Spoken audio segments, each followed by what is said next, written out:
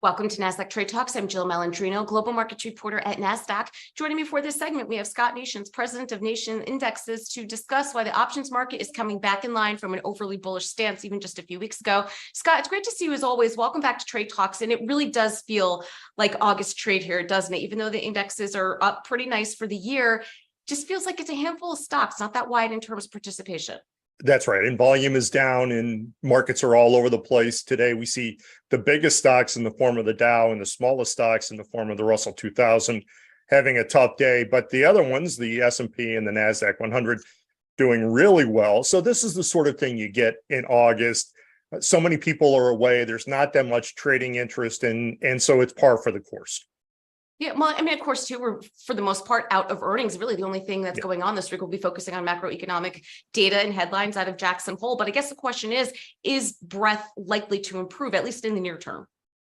Well, it's a great question. And let's discuss what we mean by that. And to put it really simply, if you look at the S&P, it's up about 14% year to date. But if you look at the S&P equal weight, so not cap weighted, but each name having the same weighting, it's up less than 4%. So 14% versus 4%. Look at the Nasdaq 100. The Nasdaq 100 index is up nearly 36% year to date, but the equal weight Nasdaq 100 is up only half of that. So what's that tell us, Jill? It says that the biggest names have outperformed. And unfortunately, it's really relatively few names that have really carried both indexes so much higher. That's what we mean by breadth. Breadth is bad, and it's really unfortunate when so much buying interest is concentrated in just a few names. Right. And then, of course, we have the 10-year at its highest level since 2007. So that could be a headwind for stocks as well, especially in a rate environment that's higher for longer. Yeah, absolutely. Now, you could look at that and say, oh, so rates are now back to where they were before the Great Recession. And you think that's great. That means markets are back to normal. But as you pointed out, with a rate like that of nearly 4.5% for the 10-year, it's going to be a real headwind for stocks. And with short-term rates even higher, it'd be very easy to say, you know what, I'm going to buy short-term treasuries. I'm going to bank 5% a year. I'm going to be happy with that because I'm not going to have any downside risk. And so a real headwind for stocks right now. And Scott, let's take a look at the options market for a moment here, because you're seeing some indicators there where pricing is showing that the overly bullish stance is starting to come a little bit more back in line with reality.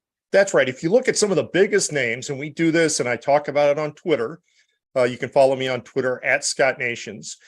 We compare out-of-the-money put prices to out-of-the-money call prices for some of the biggest names in the Nasdaq 100 and the S&P.